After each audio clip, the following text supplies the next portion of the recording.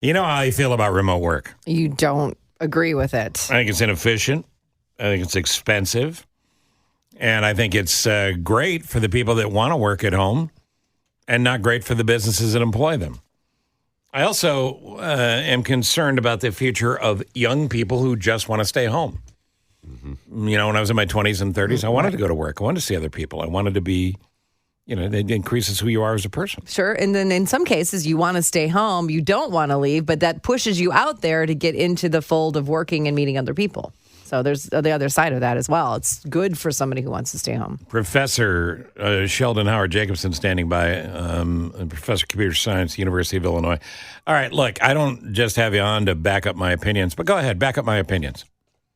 Well, remote work is something that many people had to do during the pandemic. Yep. Then it became a certain privilege, but now people view it as a right. And people don't want to spend 45 minutes on the Dan Ryan. They don't want to commute. They like to stay at home and get their work done. And although it sounds very attractive to the employees, the employers may discover that this will be a remote work tax that they're going to pay over the next decade because there is value in bringing people back together. And the value goes both ways, right? The folks who go, no, I want to stay home. I have a right to stay home. I'm not going to work for you unless I can stay home. Aren't they missing out? They're missing out a tremendous amount. That social media has taken us apart in society more than people realize. I love this guy. Remote work is doing more of it.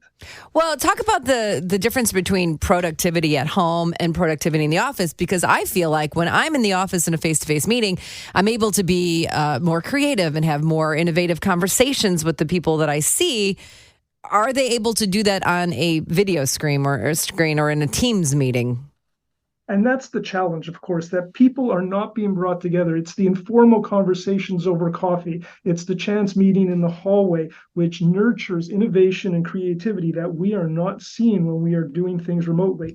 Work is more than the task being done. It's the interaction with people. And one of the things that we've observed is that when people are interacting, it creates value for the company. It also creates value for the individual, though they may not realize it. They may be comfortable staying at home in their pajamas doing their work, but it's not bringing value to the company, nor to them in their advancement and their own development. Yeah, I'm telling you right now, if you've got kids who can go to work but choose to stay home, find out if their boss is working.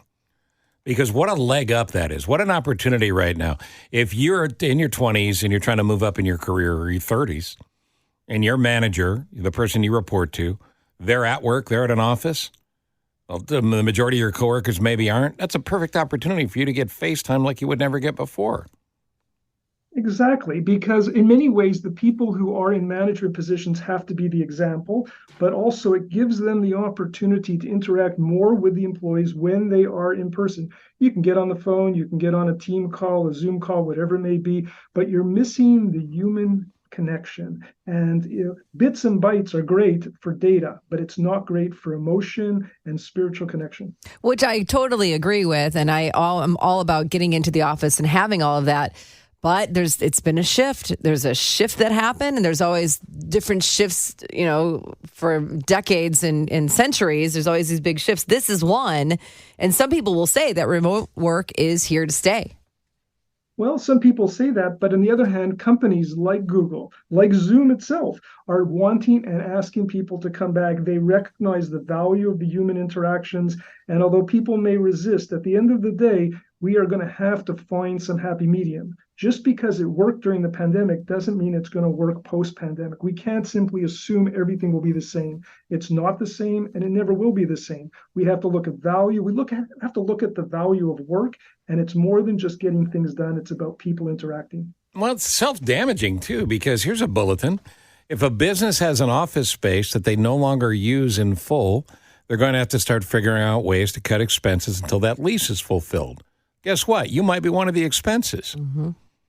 It is very expensive to have empty buildings. Plus, the secondary and tertiary economics is severe. All those little eateries and stores which you would walk around or into by chance to buy something, they are suffering as well. There's been a tremendous shift in our economy post-pandemic, and we have to think very clearly where we want to get to and what we need to do. But I think it's the human component as opposed to even the economic component, because we need people to be together to create the value that people can create.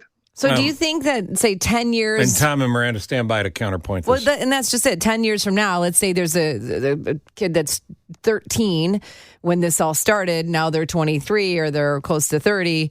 That will go back to, oh, yes, we all need to be back in the office. I don't think it's going to take that long. You don't think 10 years? Mm-mm. Really? No, I think we have to find a way to create the transition. And there is some benefit of remote work. It's not that it's completely void of benefits. We have to find that happy medium. And it requires negotiation. It requires agreement. It requires recognition. And also for people to see that there is benefit for them being together. Miranda or Tom? Miranda's 23, Tom's 29, though Tom is actually the oldest 29-year-old on the planet. Chime in on this, on remote work, based on what the professor's saying. I mean, I think he's making a great point, and I do believe in the idea of getting FaceTime with people. I do like being around people, and I think that you do have those random moments, those special moments that happen when you're just around in the milieu of the office. But I also grew up with a dad that did do hybrid work a lot. He was home a lot doing work from home. He was in places that were remote a lot. So I had a different understanding of what it meant to be working. So when we get to this point where more and more people are doing it, I'm like, yeah, this is pretty normal to me. As long as the job is getting done, as long as you are achieving your goals that is set by your employer, I really don't know if being in person is always the best. I like the option. I think we're going to see more of the hybrid kind of concept because growing up, a lot of us, our parents were at home or at work working while we were coming home from school. So I think us being adults, we want to be more home with our kids and stuff. So yeah, what about isn't flex scheduling, Professor, a good way to handle this? Absolutely. This is something that has to be on the table. What we don't want are the two extremes. We live in a society that is everything goes to one extreme to the other. Why can't we find that happy medium that we can maximize benefits to the employer and to the employee? But to say remote work is the solution, I think is very, very naive and foolish. We have to move forward with practical plans. The other issue is the type of work. Some people who are in managerial positions can actually do more remote work than people who need more supervision. However, they need to be with their people as well. So you have to look at the type of work, the type of jobs, and the responsibilities, and try and find that optimal point for everybody. Nick, got anything? Well, I agree with much of what he's saying. And like Tom said, I think it is important to get FaceTime, not only with your boss. I mean, Steve, you make a good point. If you're looking for a leg up, now's the time go to work to be at work, but also with your coworkers. And I think it helps. I don't know. Would you say that being able to collaborate with your people face to face actually makes for a better product at the end of the day? Absolutely.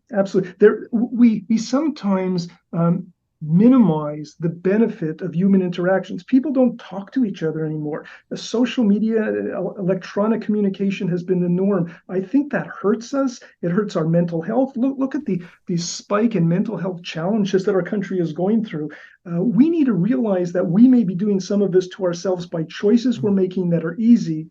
And when we make the right choices, which may be a little harder, everybody benefits, including ourselves personally. There's a neurobiological proof that goes with conversation. A conversation is not a text. Right. Can you make social media go away, Professor? Don't have that power, but if I could, I would. You're the smartest man to ever be on the show, and I appreciate it. That's a big statement. Yeah, we've had a lot of smart people. Well. Professor Sheldon Howard Jacobson at the University of Illinois. Thank you, sir. Thank you. All right. I should have asked him if he was home when he was calling. Ha, ha, ha. Gotcha.